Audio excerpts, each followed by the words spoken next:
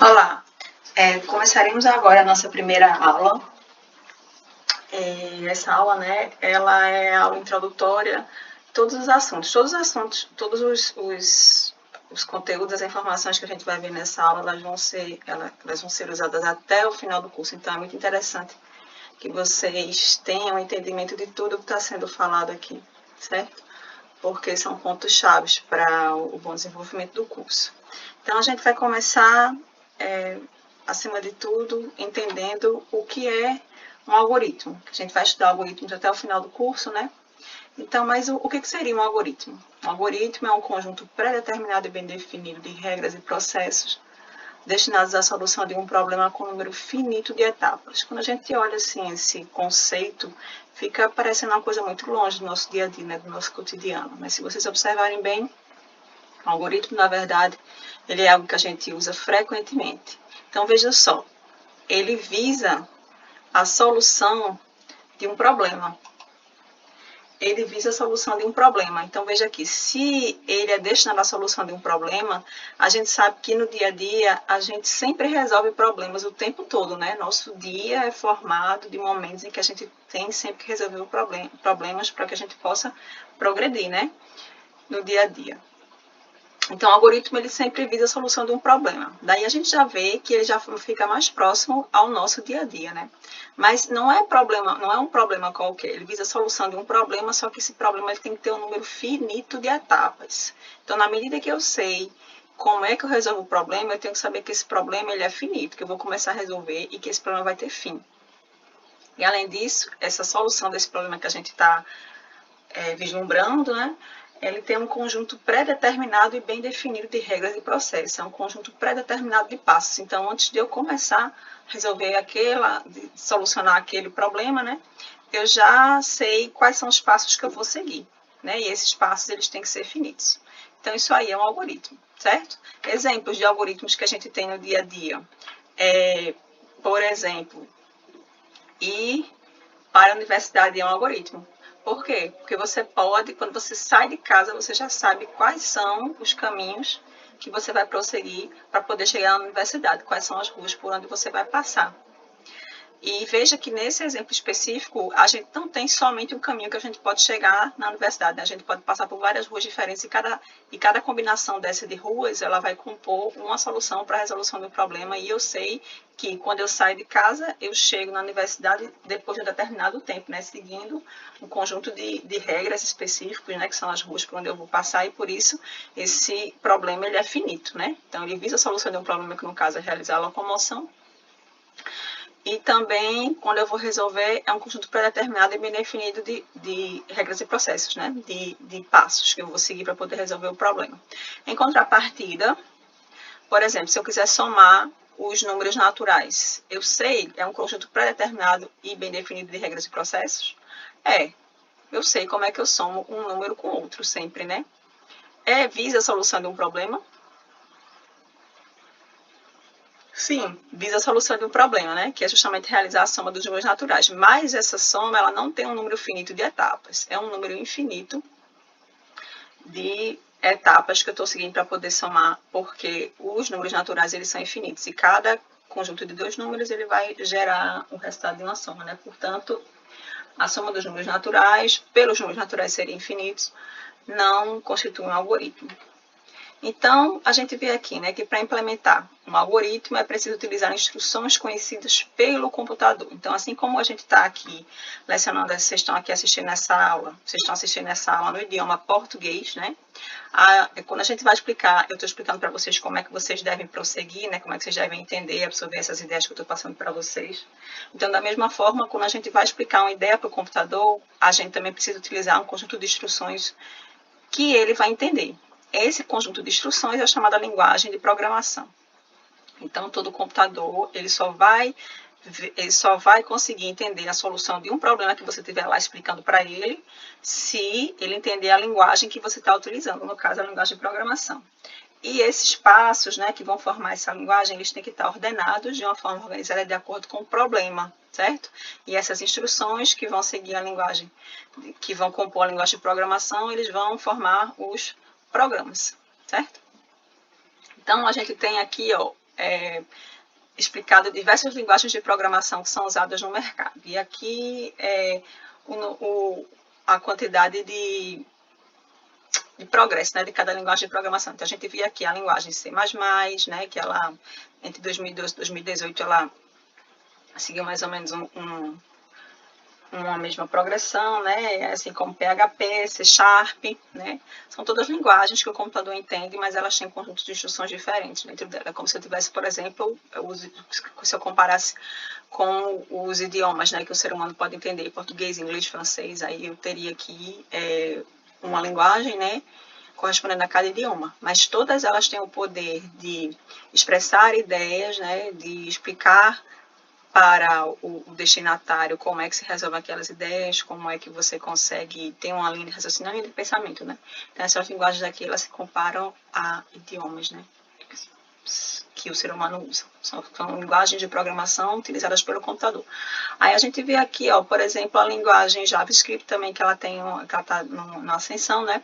Python, ela é uma das linguagens, ela vem, né, numa crescente aí desde 2012 até 2018, sendo uma das linguagens mais utilizadas no mercado comparado a Java, né? Então, Python é uma linguagem que ela tem recursos para as mais diversas situações que a gente pode utilizar computadores, né? Então, se eu quiser fazer um programa em Python que faça comunicação de dados na internet, ou mesmo mexa com áudio, vídeo, então tudo isso é possível porque existem módulos específicos de Python que permitem, que já estão prontos, né? Que a gente só faz utilizar, nós como programadores, para que a gente possa escrever, para que a gente possa implementar, né, codificar esses programas para serem rodados pelo próprio computador. Então, esses programas, para eles poderem ser entendidos pelo computador, eles utilizam o que a gente chama de lógica, certo? De programação. E como é que é essa lógica? Então, é uma lógica parecida com a lógica que a gente conhece lá de matemática. É tanto que os alunos, né, normalmente, que são bons em matemática, eles também são bons em programação, porque utilizam a mesma linha de raciocínio que foi desenvolvida lá em matemática. Então, para que os programas executem as instruções de forma desejada, é preciso que eles sigam a lógica específica de programação. Essa lógica de programação é a lógica que é entendida pelo computador, né? É a forma com que a gente organiza as instruções para que o computador possa entender, né, como é que se resolve aquele problema. É um exemplo de lógica, no nível geral, não de lógica de programação. Então, se eu digo, por exemplo, aqui que todo cavalo é um animal, né? Então, isso é uma afirmação. Todo cavalo é um animal. E digo também que todo cavalo é um mamífero. Então, aí, pela lógica, então, pela dedução, eu digo que todo cavalo é um animal, né? Por quê? Porque eu sei que todo mamífero é um animal e todo cavalo é um mamífero. Aí eu vou dizer, então, que todo cavalo é um animal. Veja que essa é uma questão delicada, porque eu dou afirmativas iniciais, que isso aqui é como se fosse a questão que vocês estão querendo resolver, né? Aí vocês vão dar a solução de um problema. Essa solução, eu só posso apresentar soluções já prontas a partir das questões iniciais. Mas lógica é um negócio que a pessoa ela consegue deduzir pela prática, né? Não é uma coisa que não é um conhecimento, é um tipo de conhecimento que você consegue explicitar as informações, é algo que você deduz, aí você tem que aprender a deduzir. Então, é como se fosse uma ginástica cerebral que você está fazendo para que você possa resolver problemas mais complexos, né? E aí, como toda ginástica, é preciso praticar. Por isso que a programação, ela necessita com que a pessoa, né, o aluno que está aprendendo programação tem que praticar bastante. Então, é muito importante para que vocês, se vocês quiserem atingir o sucesso desejado, né, de vocês na disciplina, que vocês pratiquem muito, né? Isso é uma das questões cruciais no curso, que todo semestre eu vejo que os alunos não fazem, e aí, então, estou aqui clamando para que vocês esse semestre façam, né? Vamos ver se vocês conseguem. Aí, outro exemplo, né, de lógica é: a gaveta está fechada. Então, isso é uma afirmativa. O papel está na gaveta. Então, se eu quero pegar o papel, eu sei que a gaveta está fechada e o papel está na gaveta, isso significa que eu tenho que abrir a gaveta para poder pegar o papel. Mas então, aí o que ocorre, como eu disse a vocês, é que normalmente a pessoa, quando está resolvendo a questão, ela não tem o conhecimento, né, que já vê, ela não tem já a mente preparada de entender que se a gaveta está fechada e o papel está na gaveta, você tem que abrir a gaveta para poder pegar o papel. E aí não sabe resolver a questão. Mas quando eu falo, né, lá na questão que tem que abrir a gaveta, aí você entender. Aí você acha que você entendeu que tem que abrir a gaveta para poder pegar o papel. Você acha que você sabe de tudo, mas não sabe. Tem que praticar várias vezes, porque cada questão que você resolve é como se fosse uma ferramenta nova que você estivesse aprendendo. É um nível de compreensão maior que você está tendo. Então, se você resolver só vir as pessoas resolvendo as questões, você tem um certo nível de compreensão, mas não é aquele mesmo nível que você tem quando você está tentando resolver. Então, é muito importante que você não só resolva as questões, como resolva também as questões de forma autônoma. E depois de tu estar resolvendo e não conseguir de jeito nenhum, olhar para as respostas, né, ver como é que deveria ter se expressado para resolver aquele problema, procurar os monitores para poder saber como é que deve, se tiver alguma dúvida com relação àquela questão, né. Então, esse processo de aprendizado é muito importante para que vocês consigam fazer, para que vocês consigam ter sucesso, né, na disciplina, ok?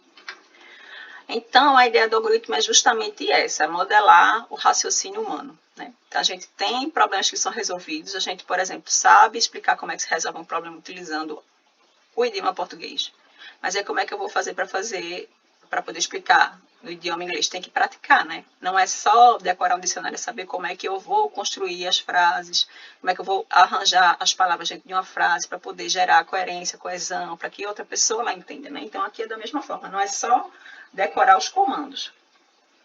É justamente transpor para o computador a forma de pensar do ser humano utilizando a linguagem do computador. E isso é feito com prática, né? Sabendo como é que se utiliza o raciocínio lógico. Então, tem que praticar. Então, a gente, para ver o nível de dificuldade que a gente vai ver, que a gente vai ter, né, explicando para o computador como é que se resolve problemas, nós, como programadores, a gente vai explicar aqui 3 exemplos. O primeiro é a soma dos elementos de um conjunto, o segundo, o produto, né, e o terceiro, encontrar o máximo do conjunto. Veja que esses exemplos aqui, eles vão ser somente, eles não estão num nível ainda utilizando os comandos que o computador usa. Vai ser num nível mais abstrato, certo? Mas mesmo assim vocês vão entender a diferença em relação ao que vocês fazem mesmo como seres humanos, né? Porque o computador tem uma capacidade muito mais limitada. Então, se a gente tem aqui o primeiro exemplo, né? Vamos calcular a soma de um conjunto de n elementos. Então, aí, normalmente, quando a gente vai explicar como é que se resolve um problema, a gente tem que definir quais são as entradas que a gente precisa para poder resolver aquele problema. Eu tenho que definir quais são as entradas que eu aceito, né? Possíveis, porque eu não posso aceitar todas as entradas possíveis. Eu tenho que dizer quais são os tipos que eu aceito. Aí aqui, nesse caso, eu estou aceitando uma entrada que seja um conjunto A, certo? E esse conjunto tem N valores positivos e negativos. Por que é N? Porque eu tenho que garantir que o N vai ser um número que vai garantir que vai restringir a finitude, né? Com que o conjunto seja finito, né? Então, eles podem ser positivos ou negativos, esses elementos. Então, inicialmente, eu tenho uma posição lá específica no computador, uma posição de memória chamada soma. Essa posição vai ser inicialmente igual a 0, certo? E aí, então, soma vai ser igual a 0. E no conjunto, eu vou ter que percorrer todos os elementos do conjunto de A para realizar o seguinte cálculo. Soma vai ser igual o que era. Veja, a gente vai usar esse tipo de artifício toda vez aqui nos programas, né? A gente vai utilizar. Então, soma é igual ao que era, que inicialmente é 0, mais o elemento de A. Então, se a gente tiver lá utilizando soma, né? Soma é como se fosse uma caixinha, certo? E aí, inicialmente ela tem o valor 0. Então, quando eu faço aqui para todos os elementos de A, calcule soma igual ao que era mais elemento de A, eu vou pegar o primeiro elemento de A. Esse primeiro elemento de A é 1. Então, eu vou fazer soma igual ao que era mais o 1, que é o primeiro elemento de A. Então, eu vou somar o que era 0, mais 1. Aí, pronto, soma é igual a 0, virou 0 mais 1, deu 1. Aí, então, eu vou passar para o próximo elemento de A, que agora é 3. Então, soma é igual ao que era, que é 0 mais 1, mais o próximo elemento de A, que é 3. Então, aí a soma vai ficar sendo 0 mais 1 mais 3, e aí eu já consumi esse elemento de A, vou passar para o próximo. Então, o próximo elemento de A é 2. Então, soma é igual ao que era, que é isso aqui, mais o próximo elemento de A, que é 2. Certo? Aí ele somou, então agora soma isso aqui tudinho, então vou repetir para todos os elementos de A. Vou fazer de novo. Soma é igual ao que era, que é isso aqui tudinho, mais o próximo elemento de A, que é 4. Então, vai ficar sendo o que era mais o 4. Certo? Então, soma vai passar a ser o 0 mais 1 mais 3, mais 2, mais 4. Certo? E aí, então, ele faz automaticamente essa soma e o valor vai passar a ser o 10, né? Então, é assim que ele resolve aqui. Pronto, isso aí foi para a soma. Veja que já é difícil de fazer uma soma dos elementos como a gente faz normalmente, né? Que é só no olho assim, né? Rapidamente, em relação a como o computador faz, que ele tem que fazer soma 2 a 2 e armazenando numa posição de memória, e aí ele vai fazendo os cálculos em parcelas, né? Agora, se eu quiser fazer o produto, veja, o produto, o produto ele é parecido com a soma. E aí, essa é uma facilidade que a gente tem quando a gente resolve vários problemas. Uma vez que eu já resolvi um problema e entendi como é como é que é a lógica dele, né? Para resolver um problema parecido, se eu já entendi como é que eu resolvo o anterior, basta fazer uma modificação, né? Agora, para isso, eu preciso entender o outro problema. Isso é outra falha de vocês. Vocês não entendem os problemas. E essa capacidade de entender, ela é testada nas provas, porque eu sempre passo questões parecidas nas provas com o que a gente trabalha em sala de aula. Mas aí, como vários de vocês não entendem como é que a questão realmente foi, a lógica da questão, como é que ela foi feita, aí para poder adaptar fica difícil, né? Como é que eu vou mexer numa coisa que eu não sei como é que funciona, né? Aí é o caso de unit, né? Tem que estudar, tem que entender. Então, se eu quero fazer, no caso aqui, o cálculo de um produto, o produto de um conjunto de elementos. Então, aqui eu vou fazer a mesma coisa. Eu vou definir qual é o meu conjunto de entrada. Então, seja A um conjunto com N valores positivos ou negativos, né? Vou poder aceitar positivos ou negativos. E aí eu vou ter uma variável que vai guardar desculpa, variável, não posso falar nisso ainda. Eu vou ter uma posição, um espacinho na memória do computador que vai se chamar produto. Inicialmente ela vai ser igual a 1. E aí, para todos os elementos de A, eu vou calcular o produto igual que era vezes o elemento de A e vou mandar imprimir este produto. Aí, como é que vai acontecer? Parecido com o que a gente viu lá anteriormente. Ó. Então, seja A, eu coloquei aqui como exemplo o mesmo produto.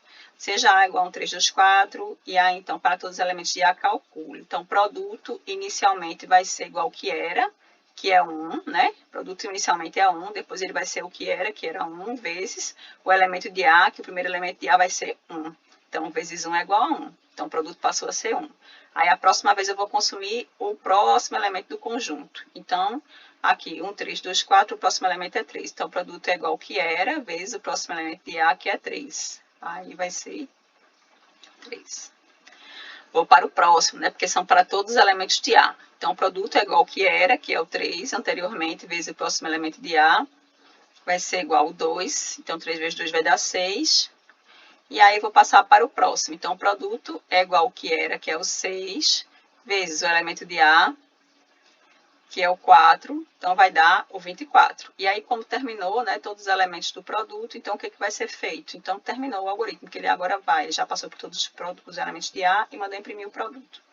Né? Então, aí, veja que é parecido com o algoritmo anterior, sendo que eu modifiquei somente aqui o sinal de soma, né, que passou a ser multiplicação. E aí um exemplo, uma observação, né, um detalhe que eu esqueci de falar para vocês, foi que este conjunto aqui, ele realmente atende às necessidades, né, tanto esse como o outro que foi posto anteriormente, os requisitos, né, para que você possa manipular os dados. Então, seja um conjunto com N valores positivos ou negativos.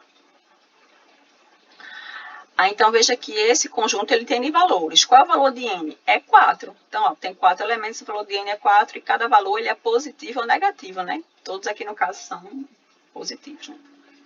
Então, esse conjunto atende às necessidades, às restrições impostas, né, pelos elementos de entrada do algoritmo e, por isso, a gente pode utilizar os passos descritos aí para poder gerar uma solução. Pronto, agora a gente tem aqui um terceiro exemplo, que é o cálculo do valor máximo de um conjunto, né, de N elementos. Então, da mesma forma, a gente vai definir, seja A um conjunto com N valores positivos. Veja que agora os valores são somente positivos, não são só negativos, porque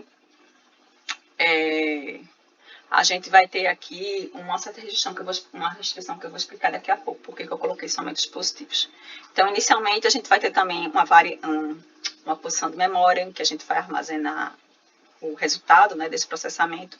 Vou chamar de máximo, inicialmente ele vai ser 0. E aí, como é que vai funcionar, né, a lógica desse algoritmo? Eu vou comparar cada elemento de A com esse máximo. Então, se o elemento de A, o elemento que tiver na minha mão, ele for maior do que o máximo, que eu achei até agora, então eu vou atualizar o meu máximo. Por quê? Porque o elemento que eu tenho na minha mão, ele é maior do que o máximo. Então, o máximo passa a ser esse elemento. Agora, se não for, se o elemento que eu tenho na minha mão não for maior do que o máximo, então o máximo continua com o mesmo valor. E aí eu vou fazer isso para todos os elementos do conjunto. E no final, eu só vou trocar se o elemento que eu tiver na minha mão for maior do que o máximo que eu achei até agora. Então, no final, pela lógica, o máximo vai passar a ter o máximo elemento do conjunto, né? E aí eu imprimo o máximo.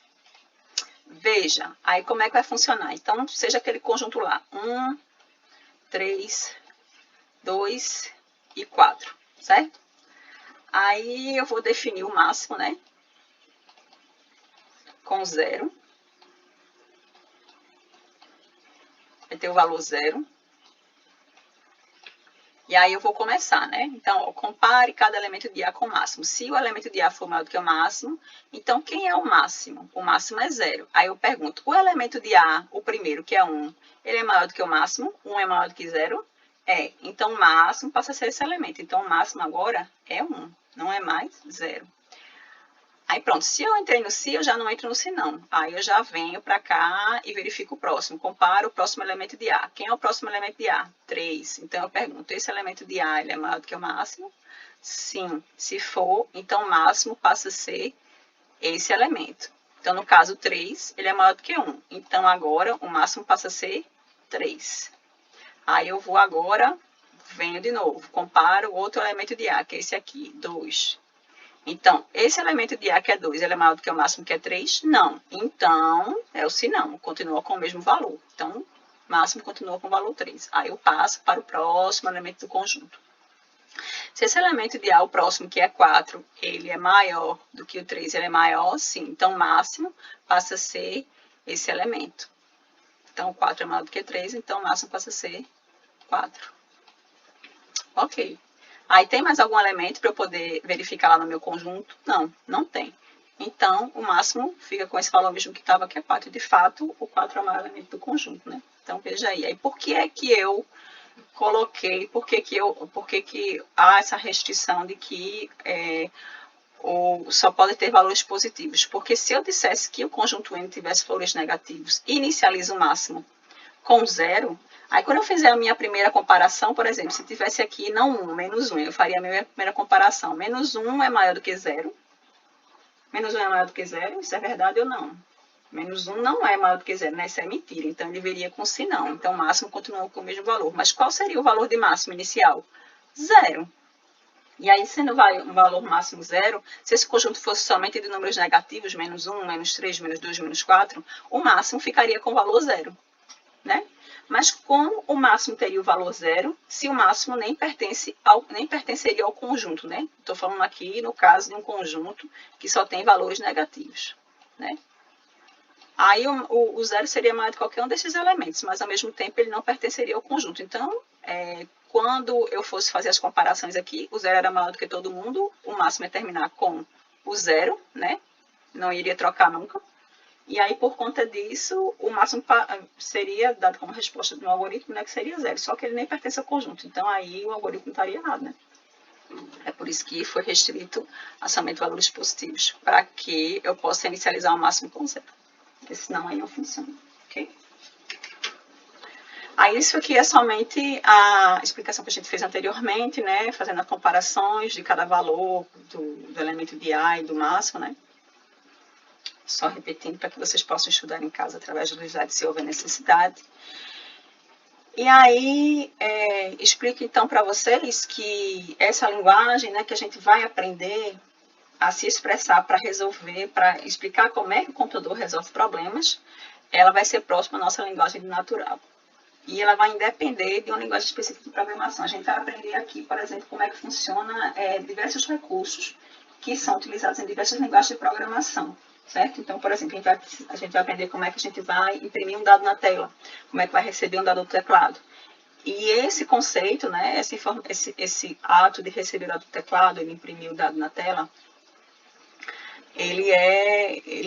todas as linguagens de programação utilizam, só vai mudar o nome. É como, por exemplo, se eu tivesse, voltando à analogia do idioma, né, como se eu tivesse, já soubesse o significado da palavra casa em português, e aí eu estou aprendendo um novo idioma que é inglês, aí eu vou falar, né, que casa, por exemplo, é house ou home, né, dependendo do contexto, né.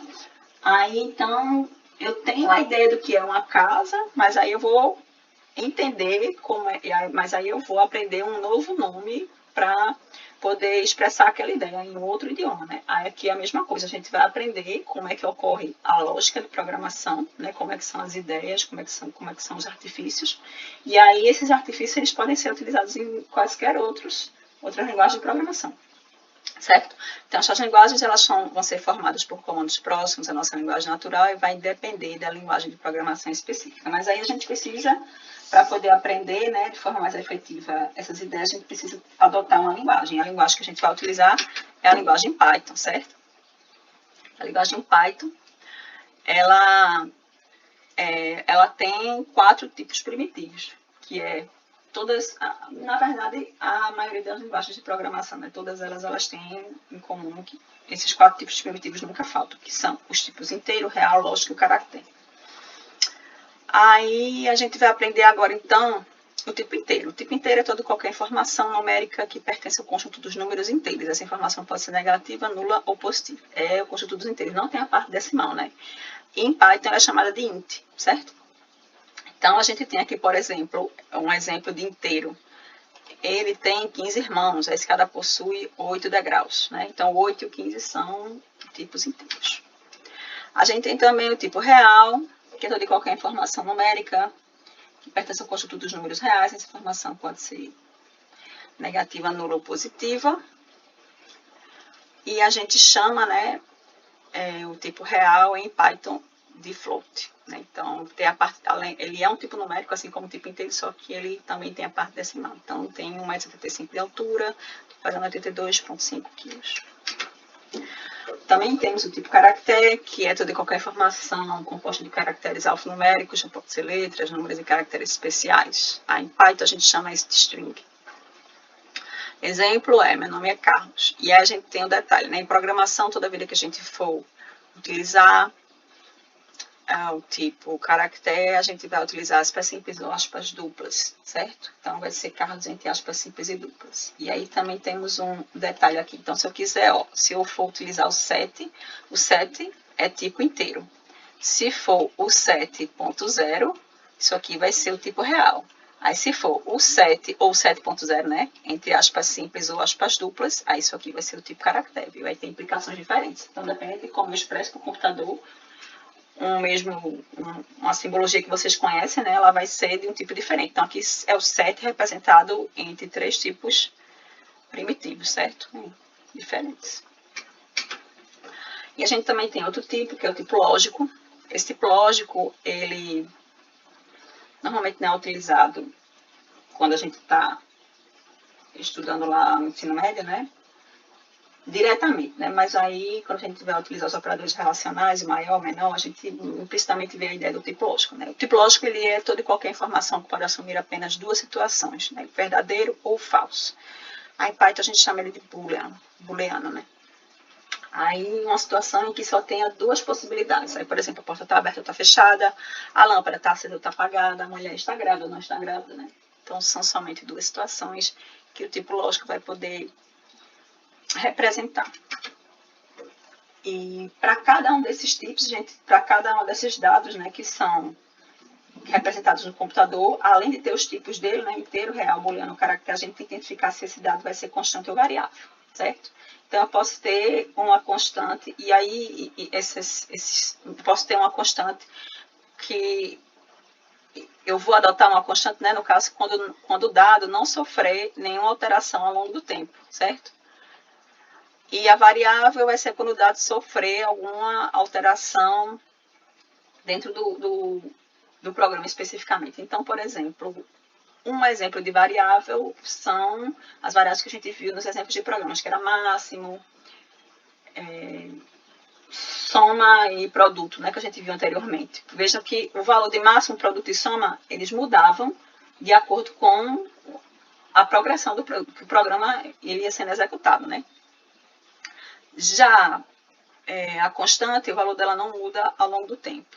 Então, veja, se eu fizer um programa para calcular a área de uma circunferência, aí eu tenho o raio, né? O raio, ele, dependendo da forma como eu estou utilizando, recebendo o dado, né, eu vou ter um raio diferente, porque as circunferências elas têm raios diferentes, mas o valor de π sempre vai ser o mesmo, sempre vai ser 3.141516 naquela dízima lá. E aí o π ele é constante. Aí veja que todas as constantes com as variáveis eles podem ter, né, tipos, qualquer um dos tipos primitivos. Eu posso ter uma constante do tipo inteiro, pode ser uma constante do tipo real, uma variável do tipo caractere, uma variável do tipo booleano, né? Mas cada dado que eu vou utilizar dentro do computador, que eu vou utilizar no programa, ele vai ter sempre, eu vou ter sempre que fazer essas escolhas para poder representar o dado no programa. Eu tenho que saber se ele é constante ou variável, e depois saber se ele é constante ou variável, qual é o tipo primitivo, né? Se é inteiro, real, lógico ou caractere. Isso aí são coisas, são conceitos que a gente vai ter que trabalhar até o final do curso, certo? Não vai deixar de usar nunca. Então, a variável é um objeto, né, que é capaz de reter um valor específico, um valor que está armazenado uma posição de memória específica do computador. Okay? Então, toda vida que a gente for representar um problema, explicar para o computador como é que funciona um determinado problema, a gente vai ter que definir primeiro os tipos, né? Quem é real, quem é inteiro, quem é lógico, quem é caractere, e depois a variação do dado, quem é constante e quem é variável. Isso aí são questões que a gente vai ter que resolver para toda vida que a gente for explicar para o computador como é que se resolve um problema. A gente vai ter que identificar isso aí, ok? E outra questão, né, que para cada dado que eu vou representar lá dentro do computador, eu vou ter também que saber os identificadores dos dados, os nomes, né? Esses nomes das variáveis ou das constantes, eles seguem regras específicas. Quais são as regras? Então, os identificadores, eles são justamente os nomes das informações de caráter variável. Então, as regras devem começar por um caractere alfabético, podem ser seguidos de mais caracteres alfabéticos ou numéricos, certo? Não deve ser usado caracteres especiais como espaço em branco, separação de palavras. Aí, por exemplo, um exemplo de identificador variável é nome de aluno. Aí, veja que ele tem caracteres especiais, né? Começa por um caractere, aí vem um ou mais caracteres, aqui no caso só tem caracteres, e aí tem um caractere especial, que é um underline, né? O sublinha. Aí o sublinha e o hífen podem ser usados como nome de caracteres, isso em todas, como para compor o identificador, né? Isso em todas as linguagens de programação. Mas aí Python ele tem algumas regras específicas, né? Que pode utilizar outros caracteres especiais além do sublinha e do hífen, né? E aí vocês vão ver lá como forem mexendo, vocês vão ficar colocando acento no nome de variável, não vai dar erro. Só que o acento, ele é um caractere especial, né? E aí é suportado pela linguagem Python. Aí exemplo aqui, como é que funciona, né? Então tem que começar sempre com a letra e depois vem uma letra, um dígito. Aí começa com a letra, depois vem letra, dígito, letra, dígito, letra, dígito. Então caracteres válidos são alfa. Por quê? Porque começa com a letra, depois vem letras, X. Começa com a letra, X1. Vem uma letra, depois pode vir letras ou dígitos. Teste, nome, um caractere especial, sublinha, né?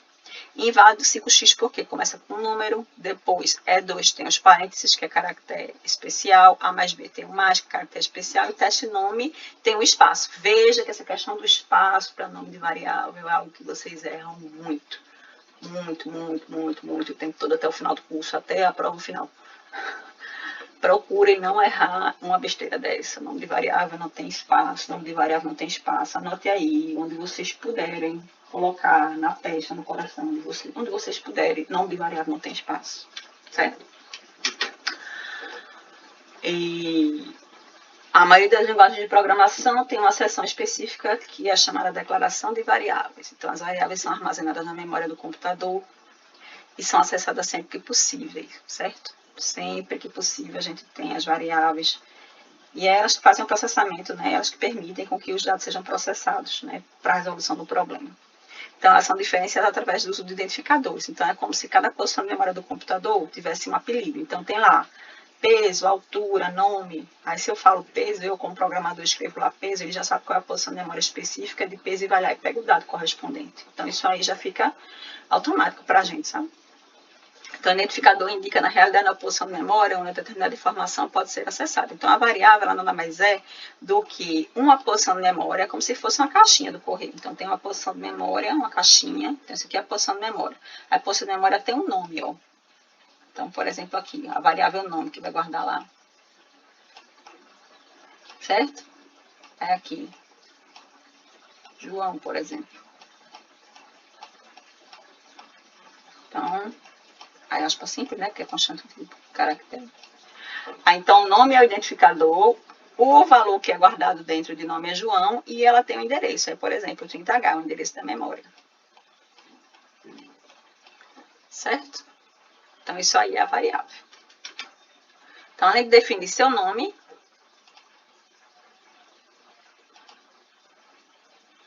eu preciso definir o tipo que a variável vai assumir. Né? Então, tipos diferentes indicam operações diferentes. É possível somar dois números inteiros ou reais, mas não faz sentido a soma de dois caracteres. Então, por exemplo, aquele que eu expliquei para vocês, tem o 7, se eu fizer 7 mais 7.0, eu estou somando um inteiro com real. Aí isso aqui vai me dar 14.0. Agora, se eu fizer 7 mais 7, aí eu tenho um inteiro com inteiro. Né? Então, ele vai me retornar um inteiro. Porque quando eu tenho inteiro real, ele pega para o tipo que tem a quantidade maior de espaço que precisa para armazenar, né? Que no caso é o tipo real, né? Porque ele tem tanto a parte decimal quanto a parte inteira. E aí ele vai retornar um real. Agora, quando eu tenho dois inteiros, então vai ficar só inteiro, não tem a parte decimal. E eu posso também somar dois caracteres. E aqui no caso, não é soma realmente, é uma concatenação. Porque se eu quiser, por exemplo, somar A mais B, isso não existe, né? Aí somar 7 mais 7, o tipo caractere, isso aqui vai me dar 77, certo? Então, isso aí é outro exemplo de como o operador soma, né? A adição, ela muda o significado dela, né? Aqui ficou 77, aqui 7 não, desculpa, minha gente, 14. Perdão. E aqui deu 14, né? Porque aqui realmente eu tenho tipos numéricos e aqui nesse último caso eu tenho dois caracteres. Então, a declaração de variáveis, ela vai ter, como exemplo, aí tem aqui um X do tipo inteiro, nome, endereço, tipo caractere e ABC do tipo real. Na maioria das linguagens de programação, a gente tem uma seção que a gente vai correlacionar os nomes das variáveis aos tipos delas, certo? Então, nome, endereço, tipo caractere, A, B e C, eu posso, se eu quiser declarar mais de uma variável do mesmo tipo real. Só que na linguagem Python, essa seção não existe. A gente, à medida que vai já inicializando as variáveis, colocando valores nas variáveis, a gente já vai definindo qual é o tipo dela. Então, se eu inicializar, por exemplo, nome com João, né, que foi o que a gente fez anteriormente, eu já estou dizendo que nome era do tipo caractere e já guarda o valor João, certo? E aí, para casa, vocês vão fazer este trabalho. Façam a redação de uma página para responder a seguinte pergunta: qual a importância da programação para a engenharia de alimentos, a engenharia ambiental, a engenharia civil? As sugestões de estrutura devem seguir esse modelo aí. Primeiro eu vou falar, por exemplo, sobre qual é a importância da engenharia, né, de alimentos, ambiental, civil. Depois a importância da programação, de forma geral, e aí então vocês vão, né, no caso, pesquisar qual a importância da programação para a engenharia, onde é que é usada, certo?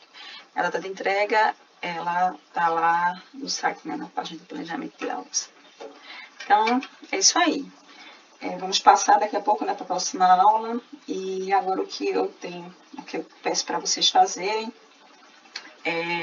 estudar todos esses conceitos, praticar, escrever, tentar entender tudo direitinho, o que é uma variável, quais são os tipos primitivos, o que é uma constante, né, o que é um algoritmo, para que esses conceitos possam estar solidificados para as próximas aulas, porque tudo isso a gente vai utilizar para quando a gente for fazer o nosso primeiro programa, que já vai ser na aula que vem, ok? Obrigada e até mais.